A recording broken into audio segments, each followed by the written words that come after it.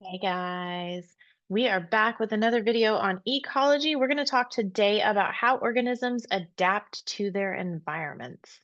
So we are looking at Georgia Standard of Excellence SB5E. So SB5, of course, is all about the interdependence of organisms on one another and their environment. And E has to do with coming up with an explanation that predicts an organism's ability to survive within changing environmental limits, things like changing temperature, pH, droughts, fire, etc.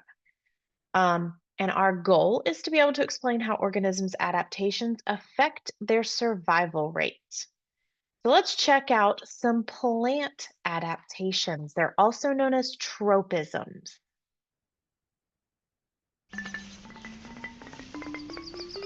The unfurling of a flower as a day breaks, or the snap of a Venus flytrap shutting. Occasionally, plants can respond very quickly to a stimulus. But most responses in plants are far too slow to see in real time. These responses are controlled by growth. Growth responses are constantly at work, directing plants towards or away from a stimulus to seek out the best conditions. They're called tropisms.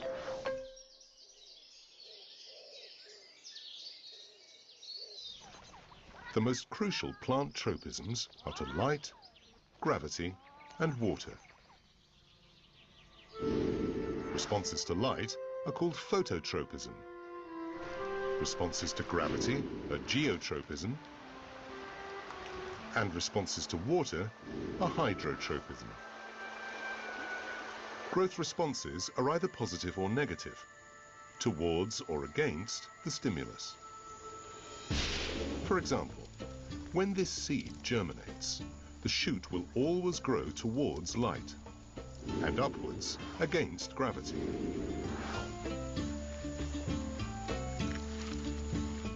Whilst the roots always grow down into the soil and towards water.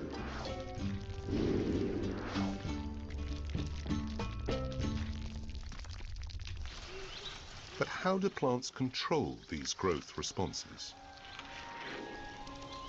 The answer is a plant hormone made at the tips of stems and roots,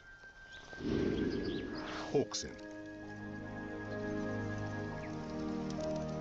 The amount of auxin can be affected by external conditions, and it encourages growth. For instance, because light falls unevenly on this stem, more auxin accumulates on the shaded side, causing it to grow faster. The result is a stem that bends towards the light. Knowing the effects of plant hormones means we can use them for our own benefit. Auxins are used in rooting powder to stimulate root growth on plant cuttings and increase fruit yields.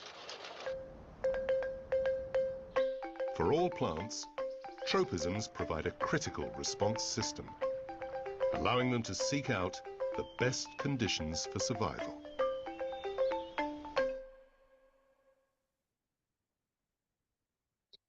All right, so they mentioned a few tropisms in that video. They mentioned gravitropism, phototropism, and hydrotropism. We're also going to talk about thigmotropism.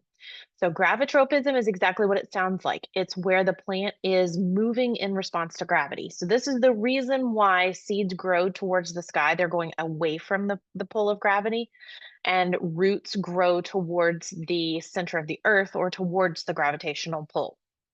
Phototropism is exactly what it sounds like. It is how a plant follows the sun's path across the sky. It's kind of like sunflowers. So if you go past a field of sunflowers in the morning, they're going to be facing towards the sun. Of course, the sun tracks over and will be on the opposite side in the evening. If you go by the same field of sunflowers in the evening, the sunflowers will have moved to where their faces are the other direction. Most plants don't have that drastic of a reaction to light. And so a lot of times you won't see this happening in one day. And that's kind of unique to sunflowers, but you will see it happen over the course of a while. So if you have some plants in your house that are growing and you have them, say you've got a window here and you've got the plant over here, you might notice the plant grows towards the window. Well, you might think, okay, well, I'll move the plant over here and cause it to grow straight. Nope, it's not going to grow straight from over here. It's actually going to grow straight for a little while, but eventually begin to pull back towards the window again, because again, that plant is trying to get to the light. Hydrotropism, exactly what it sounds like, exactly what they mentioned in the video, and that is the plant trying to get to water. And then there's thigmotropism. This is where plants respond to touch. So if you've ever seen vines like poison ivy or kudzu or climbing roses, these are plants that exhibit thigmotropism, and that allows them to curl around these objects, these solid objects, to allow them to grow up, say, if it's roses, a trellis or something along those lines. In addition to plant adaptations, we have animal adaptations. So let's see what this video has to tell us.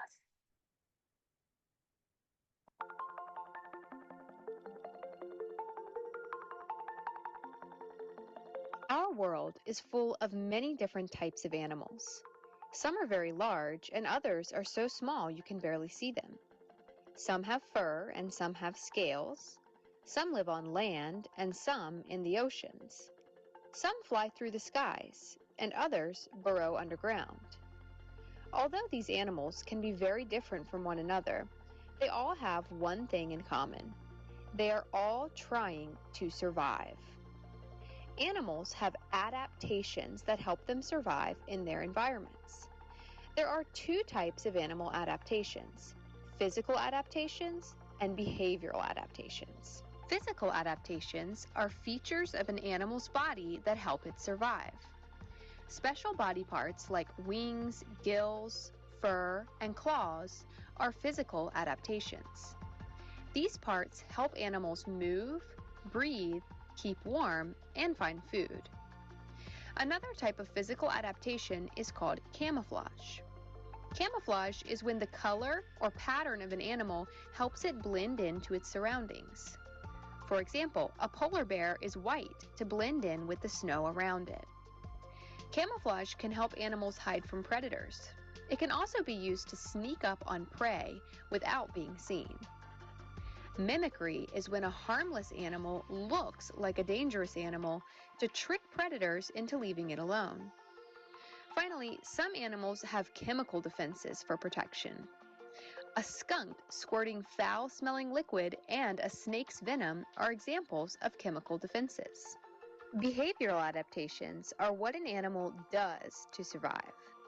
Behaviors can be learned or instinctual. Animals are born with instinctual behaviors.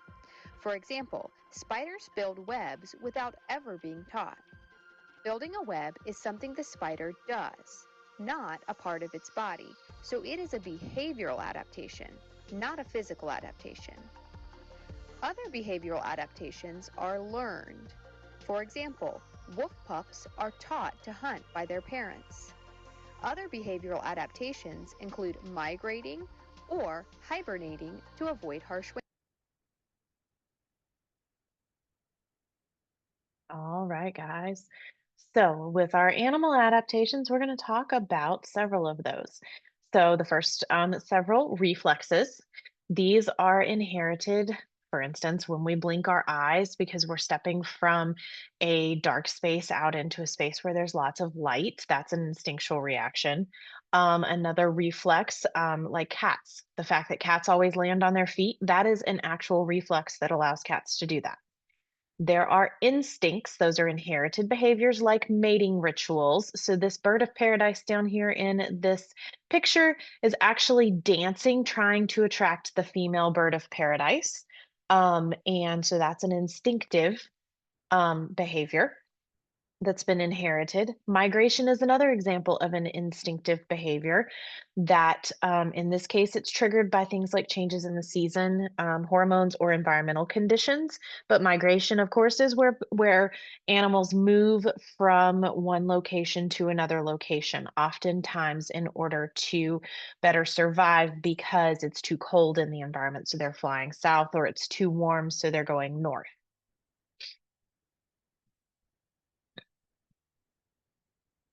We also have hibernation and we have defenses. So, hibernation is a behavior that consists of physiological changes to the organism that allow them to not need to eat as much and not need to move as much. So there might be a drop in body temperature. There might be a drop in the amount of oxygen they're consuming, the amount of respiration that they're doing, the rate of that respiration. Those are all things that would need to drop pretty significantly in order for an animal to be able to successfully hibernate. And then, of course, defense. So there's mechanical defense, claws, teeth, shells, etc. There's also chemical defense, organisms like this skunk here that has a horrible smell, so people stay away from it. Organisms that have a poison or a venom, things that sting you, things that maybe it's not harmful, but it gives you a bad taste. Those are adaptations that serve as a defense against predators. So I want you to just kind of think about these different adaptations, and we're going to go more in depth with those in live class. I hope that guys have a fantastic rest of your day, and I'll see you for our next class soon.